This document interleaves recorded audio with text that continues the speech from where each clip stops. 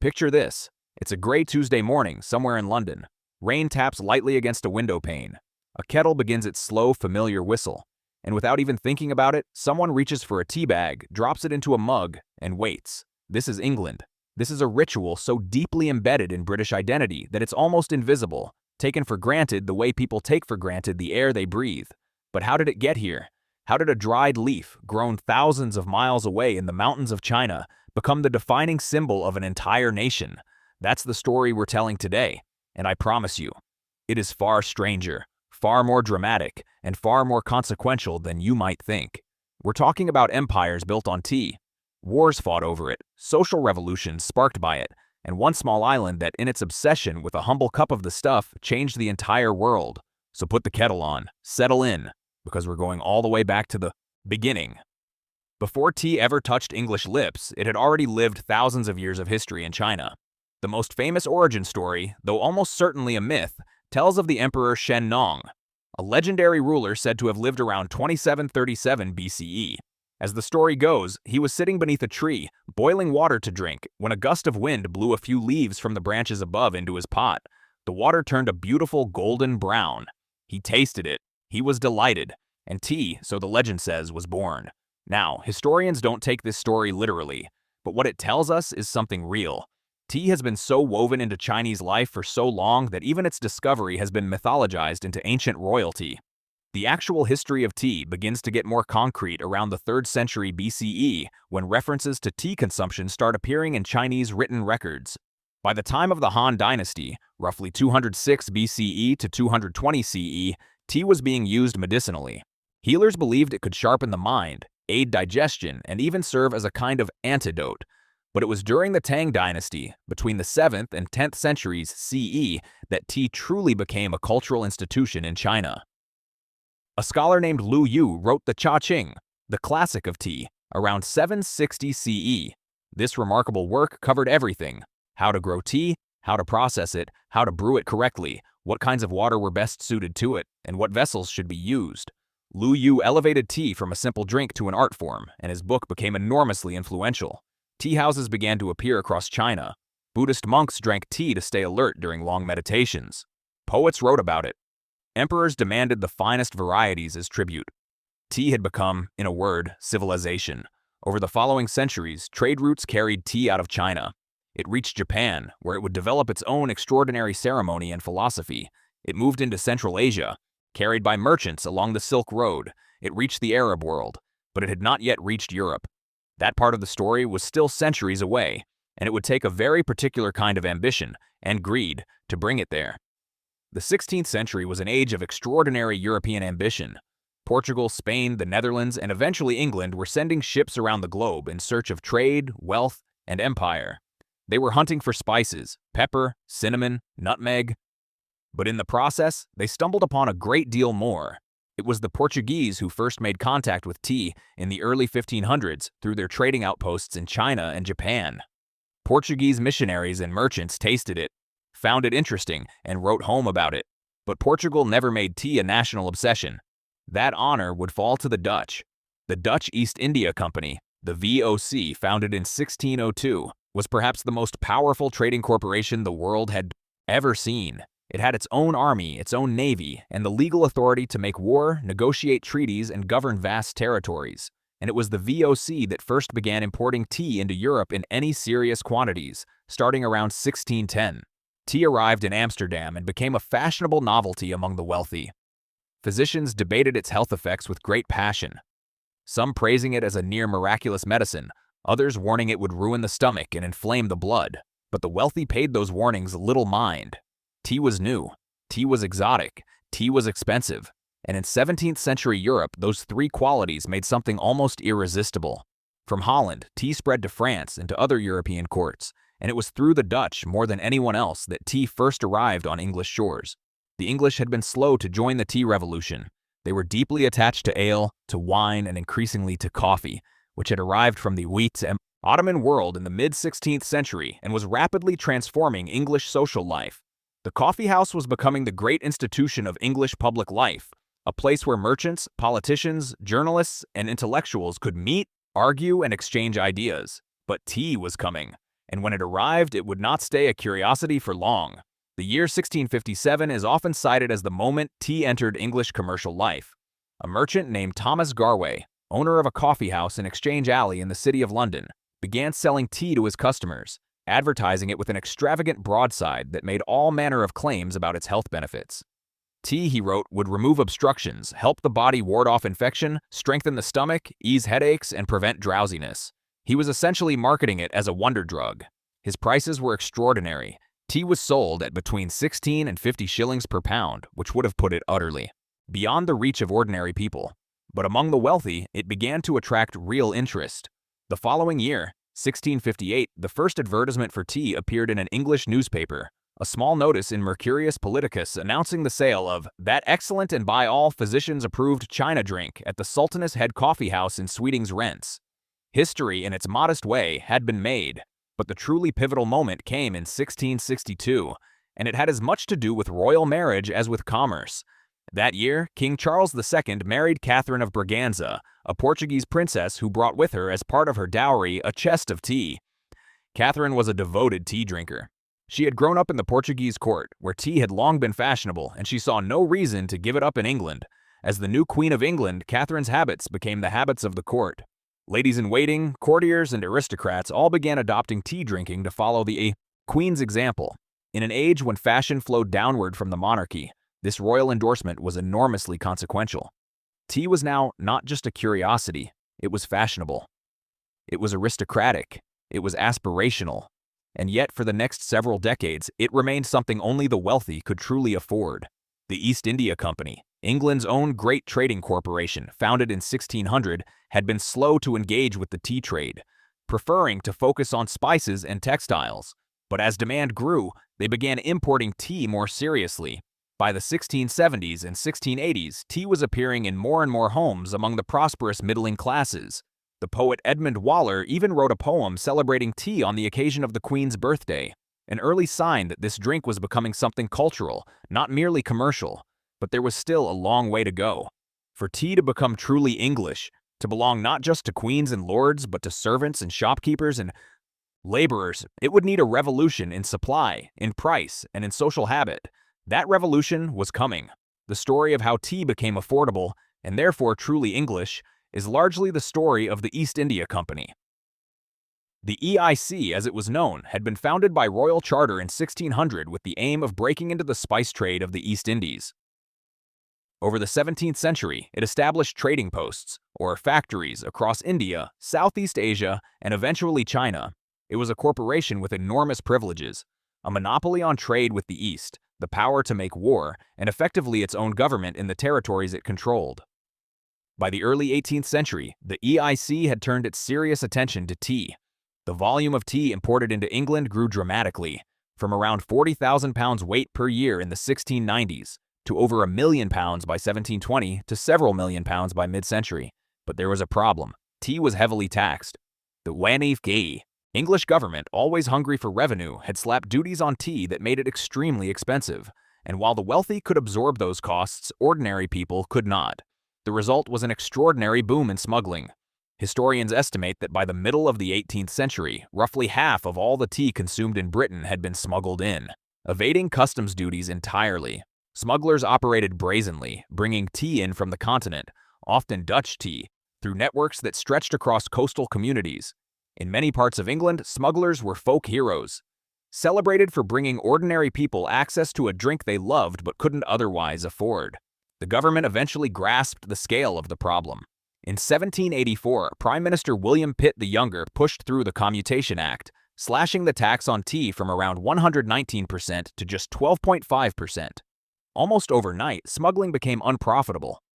Legal tea imports surged, and for the first time, tea truly became a drink for all of England. It's hard to overstate how significant this moment was. In the decades that followed, tea consumption in Britain exploded.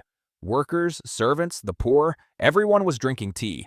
And this universal adoption of tea would have profound social, economic, and political consequences that echoed around the globe. One of the most significant, it transformed Britain's relationship with India and China in ways that would define the 19th century. By the late 18th and early 19th centuries, Britain's appetite for tea had become almost insatiable. The East India Company was importing tens of millions of pounds of tea per year, almost entirely from China, which remained the world's dominant tea producer. But there was a problem that kept growing more acute: trade imbalance. Britain was buying enormous quantities of Chinese tea, and China wanted very little of what Britain had to sell. The Chinese emperor famously declared that the Celestial Empire had no need of foreign goods. Silver flowed out of Britain in vast quantities to pay for tea, silk, and porcelain, and very little came back in exchange. The EIC found a solution that was profitable, morally catastrophic, and ultimately world-altering: opium. Grown in the EIC's territories in India, particularly Bengal, opium was shipped to China, where it was sold illegally. Chinese officials protested, banned the trade, and eventually, in 1839, seized and destroyed a large consignment of British-held opium in Canton. The British government, not inclined to accept this, went to war. The First Opium War lasted from 1839 to 1842. British naval and military forces, with their vastly superior technology, overwhelmed the Qing dynasty. China was forced to sign the Treaty of Nanking, one of what the Chinese would come to call the unequal treaties, which ceded Hong Kong to Britain, opened several Chinese ports to British trade, and paid a large indemnity. A second Opium War followed in the 1850s, with equally humiliating results for China. At the heart of all of this, fueling it, demanding it, making it economically necessary, was England's love of tea. But the story doesn't end there, because Britain was about to reduce its dependence on Chinese tea in a dramatic way. In the 1820s and 1830s, the British discovered that tea could be grown in the Assam region of northeastern India. By the 1850s, large-scale tea plantations were being established across Assam and Darjeeling, worked by Indian laborers under conditions that were often brutal. Ceylon, modern Sri Lanka, followed in the 1860s and 1870s, after a coffee blight wiped out that island's coffee plantations and planters turned to tea instead. Indian tea gradually became dominant in the British market. By the early 20th century, most of the tea drunk in Britain came not from China but from the fields of Assam, Darjeeling, and Ceylon. Empire and tea were inseparable. The drink that warmed English homes had been built in part on conquest, exploitation, and war. But let's step back from geopolitics for a moment and into the sitting rooms, gardens, and kitchens of England itself, because the social history of tea is every bit as rich as its political history. When tea first became fashionable in the late 17th century, it was primarily a domestic, feminine drink, associated with the home, with refinement, and with the private sphere. Men went to coffee houses, women drank tea at home. This association would persist for a long time, and it shaped the entire culture of English tea drinking. In aristocratic households, tea was served in elaborate rituals. The finest Chinese porcelain, imported specifically for this purpose, was displayed as status symbols. Tea tables, tea caddies with locks to protect the valuable tea leaves, silver kettles and spirit lamps, and delicate handling of the implements all became part of a performance of gentility. In the 18th century, the tea garden became one of the great social institutions of English life. Places like Vauxhall and Ranelagh in London were pleasure gardens where all classes mingled, or at least rubbed shoulders, over tea and entertainment. For the price of admission, ordinary Londoners could walk in beautifully designed grounds, listen to music, and drink tea alongside the aristocracy. The tea garden was genuinely democratic in a way that few English spaces were. Then came Anna, the Duchess of Bedford, and the legend of afternoon tea. The story goes that sometime around 1840, the Duchess began experiencing what she called a sinking feeling in the late afternoon. In the early Victorian era, dinner was served very late, sometimes as late as 8 or 9 in the evening. The gap between lunch and dinner was long, and the Duchess, it seems, found it difficult to bear on an empty stomach. She began asking for tea and a light bite to be brought to her room around 4 o'clock. She started inviting friends to join her. The idea spread with remarkable speed. Afternoon tea, sandwiches, scones, cakes, and of course tea, became one of the defining rituals of Victorian life. The tea gown, a loose, comfortable garment specifically for this relaxed domestic occasion, became a fashion category. Tea sets multiplied in variety and elaborateness. Writers celebrated it. Painters depicted it. Novelists made it a staple scene. Meanwhile, for the working class, tea had taken on an entirely different role. Factory workers, miners, servants, and the urban poor had adopted tea as their primary hot drink. Affordable, energizing, warming, and comforting. By the Victorian era, tea was fundamental to working-class life. The high tea, which confusingly was not the refined afternoon tea of the gentry, but a heartier working-class meal of tea served alongside bread, cheese, and perhaps meat, taken in the early evening, became a distinct tradition. So tea had split, in a sense, into two cultures: the delicate afternoon tea of the wealthy, and the robust, strong, practical tea of working people. Both were absolutely central to English identity. Both persist, in their different ways, to this day. If there was ever any doubt that tea had become absolutely fundamental to English and British national identity, the Second World War settled the question. When war broke out in 1939, Britain faced the prospect of German U-boat campaigns cutting off supplies from around the world. Almost immediately, the question of tea arose at the highest levels of government. Winston Churchill himself was known to be devoted to his tea, and the British government quickly recognized that tea was not merely a consumer product, it was a matter of national morale. Tea was rationed in 1940, but it was among the last things to be rationed, and it was distributed with great care. The government took control of all tea. Stocks bought up supplies before the private market could, and arranged a rationing system designed to ensure that every British citizen got their fair share. In factories, canteens, and workplaces, tea breaks were encouraged and protected. The government recognized that workers who had a tea break were more productive, more cheerful, and more resilient. Mobile tea canteens, many run by volunteer organizations like the Women's Voluntary Service, became a crucial part of civilian life during the Blitz. When bombs fell on London, tea was among the first things distributed to the homeless and the shocked. Soldiers at the front were supplied with tea, and letters home from the front lines often mentioned it: the relief of a cup of hot, sweet tea after hours of cold and mud and fear. The military even experimented with compressed tea tablets for frontline troops, so that a hot drink could be prepared anywhere, in any conditions. Tea rationing continued until 1952, 7 years after the war ended. When it was finally lifted, there were scenes of genuine celebration. The wartime experience had, if anything, deepened the emotional bond between the English and their tea. It had been tested, found essential, and had endured. Tea was not merely a drink. It was a comfort in extremity, a symbol of continuity, a small but real declaration that ordinary life, with its ordinary pleasures, would survive. Politicians understood this. The phrase, "a nice cup of tea," entered the language as a synonym for comfort and normality, and it has never left. So where does tea stand today? Britain remains one of the largest per capita tea-consuming nations on Earth. The average British person drinks somewhere around 3 to 4 cups of tea every single day. That works out to around 100 million cups of tea consumed in the United Kingdom every day. The number is almost impossible to comprehend. The culture of tea has evolved. The old ceremony of loose-leaf tea, carefully measured into a warmed pot, is still observed by tea enthusiasts and traditionalists. And there has been a genuine revival of artisanal, high-quality loose-leaf tea in recent years. But for most British people, most of the time, tea means a tea bag in a mug. Fast, practical, and completely satisfying. The debate over how to make tea properly, whether to add milk first or last, how long to brew it, whether sugar belongs in it at all, remains a subject of passionate and entirely serious disagreement. George Orwell wrote a famous essay in 1946 entitled "A Nice Cup of Tea," in which he laid out 11 rules for the perfect brew with the seriousness of a philosophical treatise. The debate he was entering into had been going on for 200 years before he wrote. It continues today. Tea has also changed with Britain itself. The large South Asian communities that have made Britain their home over the past 70 years have brought with them their own tea cultures. The spiced chai of South Asia, the intensely sweet tea of the Caribbean, the varieties of herbal tea from across the world.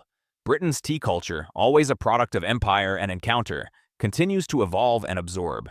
And yet something remains constant. In a hospital waiting room, a cup of tea is offered. At a funeral, at a wedding, in a crisis, after a shock, the kettle goes on. It is the gesture that says, "I am here. Things are difficult, but we are together, and we will manage." This is the final and perhaps most remarkable thing about the history of tea in England. It began as a luxury good, imported from the other side of the world.